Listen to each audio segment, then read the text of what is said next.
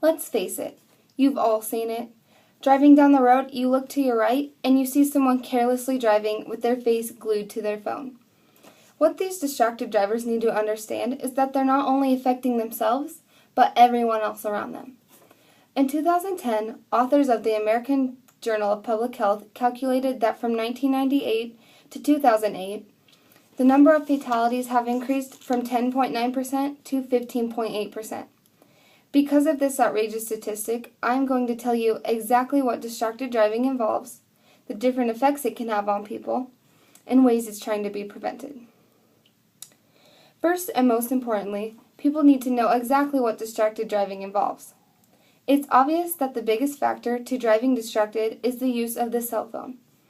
Whether it be texting or calling, usage of the internet, or gaming, using the cell phone seems to be an even bigger distraction than even eating or drinking while driving. Why do people have the sudden urge to pull out their phones while driving? No one is exactly sure, but author of the article, What is Distracted Driving? From the New England Journal of Public Health, stated that more than 275 million Americans own cell phones, and 81% of them talk on them while driving.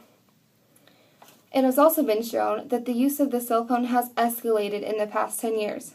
Why could this be? Well, it has to be how elaborate phones are made these days. With the capability to GPS your destination, or simply ask Siri, "Where is the nearest coffee shop?" It's nearly impossible for people to resist the urge to be on their phones while driving. Now that we know exactly what texting and driving distracted is, let's look at the different effects it can have on people. First, driving distracted can make the passengers in the car feel very in danger. I know this on a personal level because I have a friend that is more than willing to drive us to the movies or even out to eat. But the problem is that she has her face buried in her phone the whole ride there. It makes us feel in danger because she doesn't have her eyes on the road for more than 50% of the time. And it's obvious that distracted driving can cause accidents, and on a more serious note, fatal accidents. In the article, What is Distracted Driving?, founded by the U.S. Department of Education, stated in 2010 that 3,092 people are killed every year from distracted driving, and an additional 416,000 are injured as well. More deaths each year are caused from distracted driving more than any other cause. Driving distracted is a person's easiest way to become a victim of one of these fatal accidents. And surprisingly, each day, more than 15 people are killed and an additional 1,200 are injured. It's crazy to think of these statistics, and hopefully people realize how serious it is. Now that we know the effects it can have on people and how dangerous it is, it seems like all bad things. But there is a good to come out of this situation, and that is knowing that people are trying to prevent this. Laws are being made each day trying to cure people's bad habits of distracted driving. Author Peter Jacobson of the article Reducing Distracted Driving stated in 2012 that all but 11 states have passed laws regarding cell phone use. For example, in 2009, President Obama restricted federal employees using their phones on any government-based work areas. Along with that, the U.S. Department of Transportation called a summit in 2010 to restrict the use of cell phone on rail operations. No, these laws aren't going to fix the problem completely, but at least us as people know that something is being done. Not only is a law going to help prevent distracted driving, but parents are capable of this as well.